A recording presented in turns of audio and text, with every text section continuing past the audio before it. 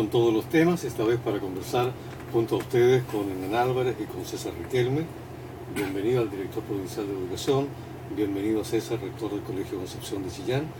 Y en esta oportunidad lo que queremos conversar con ustedes es que nos ilustren un poco, bastante, o tanto como puedan, con respecto de la reforma educacional y este presupuesto que se ha definido como un presupuesto para la educación o para la reforma. Estamos hablando de un porcentaje importante en cantidad de millones de pesos o de millones de dólares. Son cifras que cuesta entender, no es fácil hacerse la idea de qué son 765 millones de dólares o de qué significan y cuánto miden una cantidad como 536 mil millones de pesos. Pero todo eso tiene que ver, y especialmente no para Hernán ni para César, sino para nuestros auditores, con unas cantidades que desconocemos normalmente cuando hablamos de educación. Y es que tenemos en el país del orden de los 12.000 establecimientos educacionales en sus diferentes estamentos, y con una población, para no latearlo, de más o menos 3.500.000 estudiantes, a los que hay que sumar 170.000 profesores. De tal manera que cuando hablamos de una reforma, estamos hablando de algo que es muy serio, y yo le agradezco a Hernán Álvarez, que en tanto director provincial de Educación, haya sido parte de la idea de generar un ciclo de programas para ilustrar a nuestra comunidad en la provincia de Ñuble respecto de lo que significa. Y antes de darles la palabra a ustedes, hablamos de reforma y no de revolución. Son dos conceptos que es importante tenerlos en consideración. Los dirigentes estudiantiles, fundamentalmente los dirigentes de la FES, han estado reclamando de que esto es una suerte de voucher encubierto, de que la gratuidad no es tal. Otros sectores alegan y hacen ver su diferencia con que no se cambió la figura, por ejemplo, del sostenedor. Pero hay otros dicen que hay que mirar las estructuras, hay que mirar el funcionamiento y hay que hacer lo que se pueda, dentro de lo que se pueda, dentro de lo que se denomina un orden legal o un Estado de Derecho, dentro de lo que es posible. En un país que conoce la reforma. De hecho, en 1928-29, cuando se crea la Ley de Enseñanza Primaria Obligatoria, tenemos una ley que no dio para reforma propiamente tal, porque era un movimiento que fue considerado como muy de izquierda y era conducido por la iniciativa de ustedes, los profesores. Luego, en 1965, tenemos, en el tiempo de Eduardo Frei Montalva, otro proceso de reforma. En el 71-72, con el presidente Allende y la Unidad Popular, la reforma para la Escuela de Educación Nacional Unificada, que no prosperó por las razones que ya conocemos. Y una reforma que no se llamó reforma porque simplemente no se discutió con nadie, no hubo marchas a favor ni en contra, simplemente se implementó, es la que estamos viviendo ahora como estructura, que es la que hizo el presidente Pinochet, o el general Pinochet, o el dictador Pinochet, pero que municipalizó la educación y cambiaron los modos de andar y pensar en educación. Hernán, director provincial de Educación, ¿en qué momento estamos viviendo ahora para compartir con todos los establecimientos educacionales que están en tu dirección, estudiantes y profesores también? A ver, yo diría que nos toca vivir un momento histórico de una trascendencia que a lo mejor la gran mayoría del pueblo chileno no visualiza lo que va a producir. Y que aquellos que revisan la cifra, que es casi el 25% del presupuesto nacional, lo que va a educación, tampoco tienen la capacidad de dimensionar la cantidad de recursos gigantescos que el Estado chileno va a entregar a la educación. Eso significa efectivamente que la crisis que estábamos viviendo desde el punto de vista educativo, desde el punto de vista de la calidad de los procesos educativos, desde el punto de vista de la administración de los sistemas, es que habíamos entrado en una crisis de tal magnitud que no era posible enfrentar los desafíos de un país como el nuestro, que está basando básicamente su desarrollo en competir con lo externo para poder a través de esa competencia mejorar las condiciones de vida de los habitantes del país. Entonces, esta reforma lo que va a introducir en el tiempo son cambios tan sustantivos dentro de la sociedad chilena que lo que va a pasar en el seno de la escuela va a provocar cambios en el seno de la sociedad.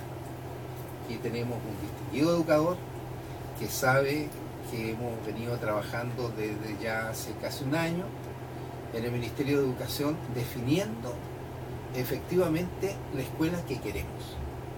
Pero esa escuela que queremos la están construyendo en la unidad educativa y lo construye a los profesores, la dirección, los administradores, los niños, los padres apoderados, construyendo cuál es la escuela que sueña. Una escuela que tiene una visión y que tiene una misión. Y la misión de esa escuela va a ser cambiar las condiciones de la sociedad individualista que tenemos, una sociedad en que el dinero es lo fundamental y lo esencial, y donde el ser más pasa a depender del que tiene más.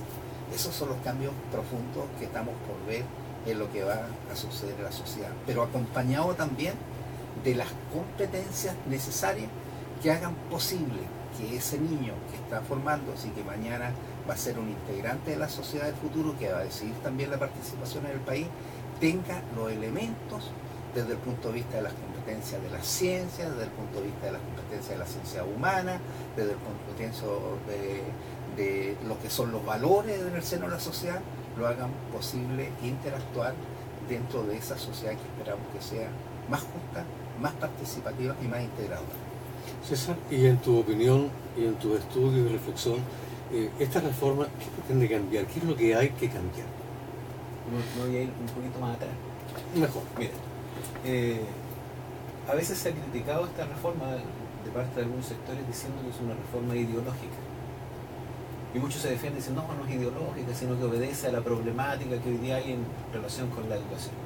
Pero yo creo que sí es ideológica. Y eso no es malo. Porque toda reforma lleva una ideología atrás, una forma de pensar, una estructura de pensamiento que apunta a determinados objetivos. Y a veces hay que transparentar eso. Cuando Manuel Montt en 1851 estableció la educación básica gratuita, no obligatoria, sino que gratuita, lo que estaba pensando era que el país necesitaba conformar, imagínate, a mediados del siglo XIX, una clase media. Esos que entraron a estudiar con esta ley de Manuel Montt, luego formaron la clase media chilena que al tener educación accedió a los puestos de trabajo de los organismos e instituciones que iba creando el Estado. Por lo tanto, es una clase media que surge al alero del Estado.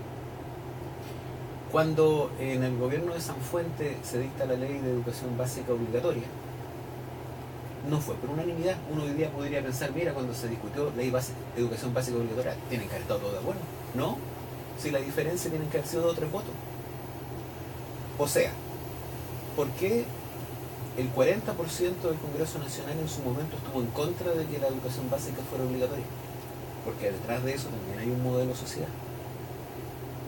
Cuando durante la dictadura militar se municipalizó la educación, se generó el sistema de educación particular subvencionada, también estaba detrás la idea de desarticular gremialmente a los profesores, junto con otras normativas más, que tienen que ver, por ejemplo, con las leyes laborales, el tema relacionado, digamos, con una sociedad menos solidaria. Cambia la óptica solidaria de los fondos de pensiones, cambia la óptica solidaria del tema de tratar los problemas de salud. Bueno, en educación también cambió la óptica solidaria y se intentan introducir elementos de competencia. Y se crea lo que algunos llaman el cuasi mercado de la educación chilena. Según los especialistas, no alcanzó a ser el mercado de la educación, pero iba para allá y quedó a medio camino. Según algunos textos que he leído, en realidad la municipalización no era el objetivo final, sino que era una etapa para avanzar a la privatización total de la educación, pero que después, digamos, los municipios terminaron por encariñarse de alguna manera con esto y no lo soltaron, no estuvieron abiertos a que siguiera su camino rumbo a la absoluta privatización. Pero ¿cuál era la idea? Establecer ciertos valores. O sea, detrás de toda reforma hay una idea. No son reformas meramente técnicas. Toda decisión es decisión política. Los técnicos verán la mejor forma de hacerlo, pero detrás hay una idea política. Entonces, ¿qué se generó con la educación particular subvencionada de financiamiento compartido? Se generó mayor segmentación social. Por lo tanto, los que pueden pagar 5.000 pesos se juntan con los que pueden pagar 5.000 pesos, los que pueden pagar 30 se juntan con los que pueden pagar 30, y los que pueden pagar 100 se juntarán con los que pueden pagar 100. Eso segmentó a los niños de Chile.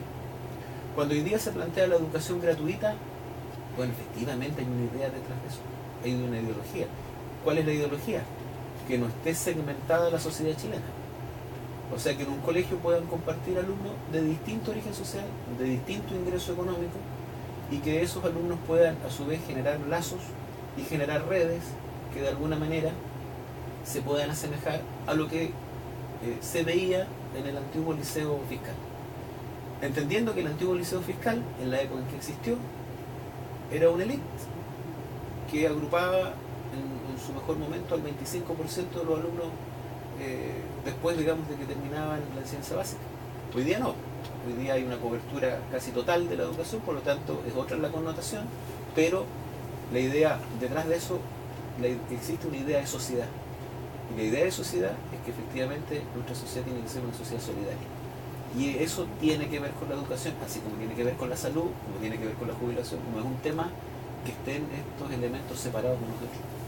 Cuando Hernán, director provincial de educación, nos dice que tenemos un problema acá porque cuando se habla de estos cambios en educación, no están fuera de un contexto, están dentro de un contexto del país, dentro del contexto de la sociedad. Entonces los cambios adolecen de sentido si no tienen un vínculo efectivo con lo que queremos cambiar. Y hay un tema ahí con la mentalidad, o sea, la mentalidad que había antes de la incorporación del dinero como eje central de nuestras relaciones, es algo que ha complicado también tanto a la educación como a la sociedad nuestra. Bueno, a ver, una pequeña diferenciación con el tema que ha planteado el rector. Mi visión de lo que ocurre en el gobierno de Pinochet, la dictadura, tiene por objeto controlar a las personas.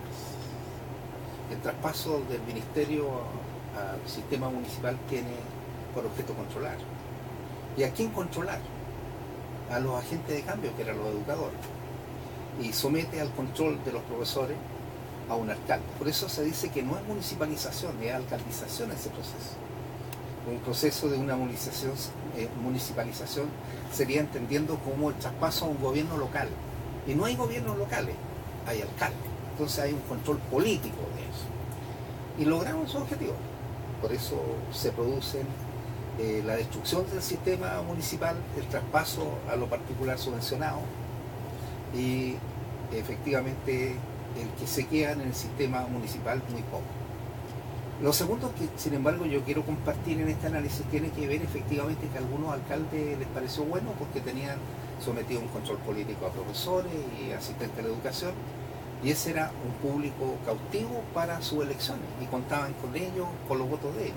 Y de hecho todavía algunos que no quieren entregar el proceso a que el Estado asuma la tarea, sino que quisieran seguirlo manteniendo para tener ese control y tener esos votos.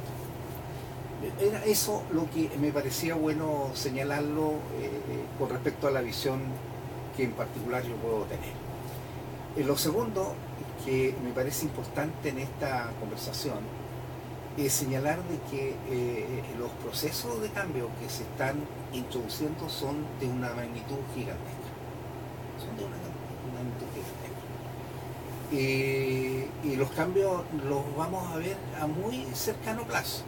Y voy a señalar por qué. Porque si hay una condición esencial en el ser humano, es el paso de asumir responsabilidades más tempranas que tarde, sobre todo en una sociedad en que se democratiza, en una sociedad en que se participa. Los jóvenes a los 16 años que estén sometidos a un cambio van a empezar a ver la sociedad de otra manera y van a impulsar cambios más profundos de los que nosotros mismos hoy día estamos presupuestando. la capacidad del ser humano de asumir responsabilidades y tareas cuando se le dan las posibilidades son a más temprana edad que lo que pensamos. En las dictaduras y en los modelos en que hay sometimiento de las personas, esa libertad se detiene en el tiempo y generalmente se viene a producir en etapas muy posteriores, porque la sociedad, la familia y la escuela se transforman en un modelo en el cual no hay discusión y en consecuencia no hay libertad para poder pensar y asumir responsabilidad. La adolescencia como elemento social se proyecta a tiempos a veces de 28 y 29 años en las sociedades cautivas, y los papás y la mamá al cabro de 28 lo siguen mirando, o a la niña como el niñito o la niña. Pero pocas cosas cuestan y son más complejas que liberar esclavos contentos. Es una tarea complicada, César, porque como no tenemos todavía, producto del sistema educacional y de la forma de vivir, elementos que nos permitan detenernos para hacer la reflexión, que es lo que genera como producto un pensamiento, entonces estamos presos en el presente. Una sola cosa que me falta para terminar la idea, que tiene que ver con las ideas y la ideología. Yo creo que la diferencia del país de hoy es que no está dominado por una ideología en particular. Hoy día hay mucha ideología y esa es la gran vitalidad de la nueva mayoría. Hay pensamiento marxista, hay pensamiento humanista cristiano, hay pensamiento humanista laicos. Entonces, esa visión de un conjunto de elementos ideológicos van a buscar el común de la sociedad que queremos construir. En la etapa de algunas revoluciones o de algunas reformas estaba detrás el contenido de una sola ideología. Y eso fue lo que provocó la ruptura. De alguna manera, la ideología de la ENU tenía una particular visión, muy particular, y se enfrenta con otra. Pero que hoy día eso está superado. Esa es la gracia de la nueva mayoría. Yo les voy a decir que es una gracia gigantesca, que le va a sostener a Chile, que le va a permitir hacer este cambio tan profundo. Que conviven también pensamientos humanistas laicos, humanistas cristianos, y predominan también elementos de una visión marxista, con cambios en los tiempos que han ocurrido, pero se conjugan muchas ideologías. Pero sí decir que esta es una reforma ideológica, sí, pero no con un contenido marcado de una filosofía muy especial. La idea de esta reforma y de los números que la acompañan es para darle valor a algo que es tan importante como el cambio de mentalidad. Tú planteaste un concepto que era esto de los esclavos contentos, Sí, satisfechos. claro. Yo creo que el tema es que los esclavos no están satisfechos. Y lo que de alguna manera puede haber ocurrido es que están domesticados, por lo que señalaba Hernán, porque en definitiva, efectivamente, uno de los elementos del paso a la municipalidad es el tema del control. Como en un montón de esferas más de la sociedad, se fortaleció el control, la represión, etcétera, etcétera. Pero esta represión y este control hizo también, desde mi punto de vista, que se produjera un cambio o un bajón, si se quiere, cultural, académico, intelectual. Y de alguna manera nuestra sociedad se desarticula no solamente desde el punto de vista de las organizaciones, se desarticula también desde el punto de vista del pensamiento. Pero una sociedad, cuando encuentra la democracia, se libera, empieza gradualmente también a rearticularse. Se empieza a encontrar. Nosotros, claro, pasamos por etapas donde se hablaba de que los jóvenes estaban ahí, pero en realidad yo creo que siempre estuvieron ahí. Yo creo que el tema es si creen o no creen en el sistema, pero no creo que sea un tema de falta de conciencia. Entonces, ¿qué ocurrió? Empieza a haber una recuperación del tejido social y empieza a haber una recuperación del pensamiento y de la reflexión. Esta reforma no se habría hecho en estos tiempos, en estos momentos, si no hubiese sido por el movimiento estudiantil del 2008 y del 2011. Y uno se tiene que preguntar entonces, ¿cómo en el 2008 salieron 100.000 chiquillos, estudiantes en ciencia media a la calle a marchar en función de exigir una mejora en la calidad de la educación? ¿Por qué? ¿De dónde salieron? Si en definitiva eran esclavos satisfechos. No eran esclavos satisfechos. Porque este modelo genera alta marginalidad. Recuerdo que Chile es uno de los países del mundo que más diferencia hay entre ricos y pobres, si se quiere. entre los ingresos más altos y los más bajos. Por lo tanto, los ingresos más bajos, de alguna manera, de